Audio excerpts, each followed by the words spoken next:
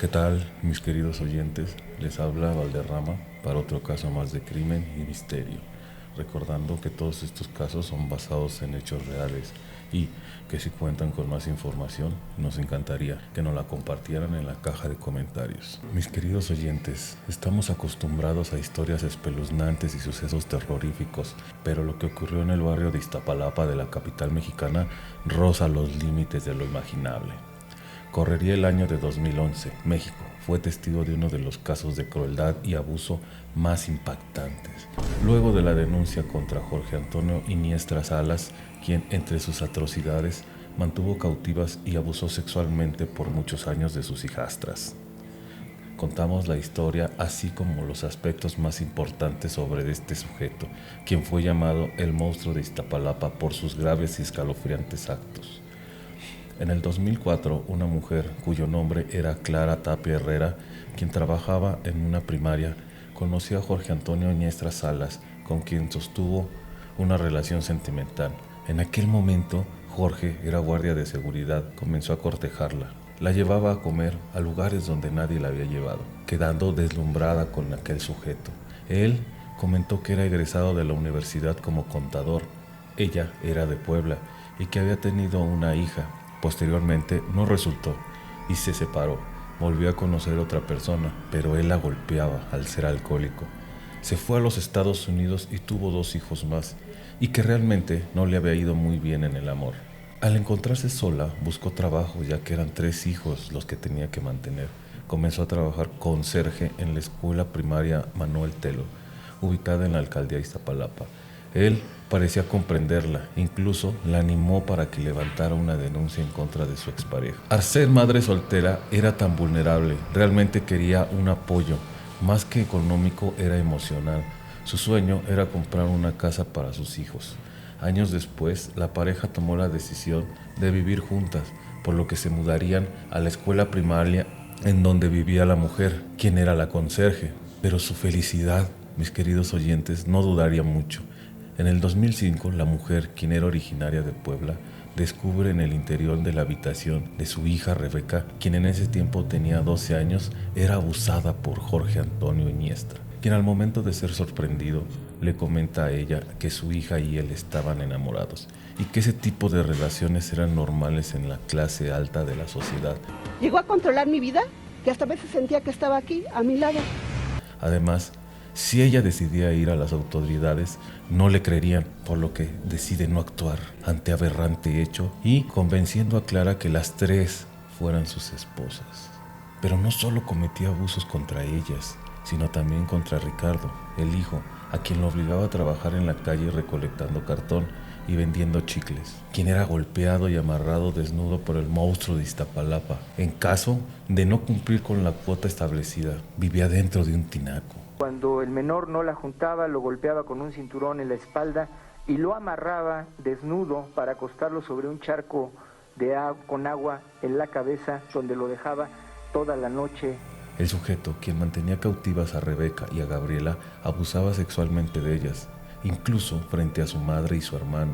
Producto de estos actos, las menores tuvieron bebés. Cuando nace el primero, él amenaza con llevársela lejos, por lo cual la chantajea y le dice que le entregue todo lo que gana como conserje.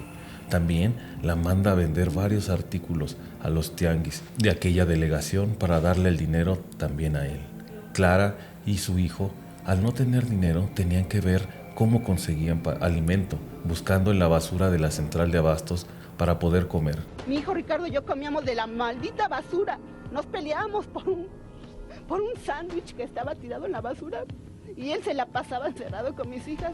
En abril del 2007, otra de sus hijas dio a luz. Solo así se les permitía salir del cuarto, ya que él llegaba a tapar ventanas con ladrillos y otras cosas indignantes. Clara y su hijo son obligados a vivir en la azotea como si fueran animales.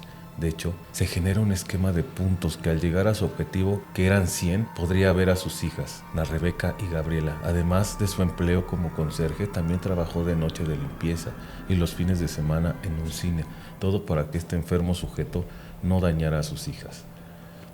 En el 2009, con el dinero que obtuvo de ellos, se llegaría a comprar un taxi, ya que era sospechoso que las niñas no salieran de la habitación, que Clara y su hijo vivieran en la azotea. Las autoridades de la escuela y padres de familia empiezan a sospechar. Por lo consiguiente, la familia cambió su residencia, yéndose a vivir a la casa de la mamá de Jorge, lugar en donde seguirían los abusos y los maltratos físicos. Clara, al no contar con noticias en su hija e insistir durante 2 años que le dejara verlas, decide ella y su hermana ir con las autoridades, por lo que solo las primeras veces solo le dieron largas, comentándole que ella había propiciado la violencia que vivían sus hijas. Cuando al fin la fiscalía decide hacer caso, las autoridades detienen a Jorge y parte de su familia. A ella la citan y al percatarse que había bastantes camarógrafos, se sorprende, pero lo que no sabría ella, que sería también culpable de los hechos ocurridos. Nos conocemos y con ella empieza la fantasía. Ella me lleva a conocer a sus hijas para que la fantasía pues pueda seguir explotada a otros niveles. Ya que el aberrante sujeto confesaría que Rebeca, una de sus hijastras, trató de escapar luego de los horrores que ocurrían dentro de la vivienda. Sin embargo, al presenciar el hecho, el monstruo de Iztapalapa golpeó fuertemente a la joven con un tubo en la cabeza, hasta cansarse, razón por la que perdió la vida. En un intento por revivir a la menor, el hombre le colocó en el pecho a Ashley, una de las bebés que había procreado juntos, pero murió asfixiada, ya que presionó su cabeza para intentar revivir a su madre. Ante ello, el hombre dejó ambos cuerpos debajo de la cama en la que dormía Gabriela, la otra hijastra, junto a los otros niños. Pero ante el insoportable olor nauseabundo y la cal, que ya no era suficiente, Jorge Antonio le pidió ayuda a su hermano, quien se llevó los cadáveres y los arrojó sobre la carretera México-Puebla. De este hecho ya lo venían siguiendo las autoridades de la Ciudad de México, una investigación desde el 2009, pero ya que dichos cuerpos fueron encontrados al borde de la autopista bastante descompuestos y también influyó mucho que la pequeña no había sido registrada, se dificultó la identificación. En el 2011, Jorge Antonio Iniestra Salas, el monstruo de Iztapalapa, fue detenido luego de una denuncia interpuesta por Clara Tapia Herrera. Por otro lado, mis queridos oyentes, la mujer Clara, quien había sufrido violencia sexual familiar durante su infancia, fue enviada al Centro Femenil de Readaptación Social de Tepepan. Sin embargo, años después quedó absuelta de todos los cargos en su contra, ya que se consideró que ella también había sido una víctima. Actualmente, mis queridos oyentes, el monstruo de Iztapalapa, cuya familia sabía de sus escalofriantes actos, cumple una condena de 241 años de prisión por los delitos de secuestro, homicidio, lesiones, corrupción de menores, explotación laboral y violencia familiar. Así es, mis queridos oyentes, con esta escalofriante historia, realmente dejando una reflexión. Clara, la mujer que permitió el maltrato a sus hijos durante 7 años, ¿es víctima o culpable? Se los dejo a su consideración.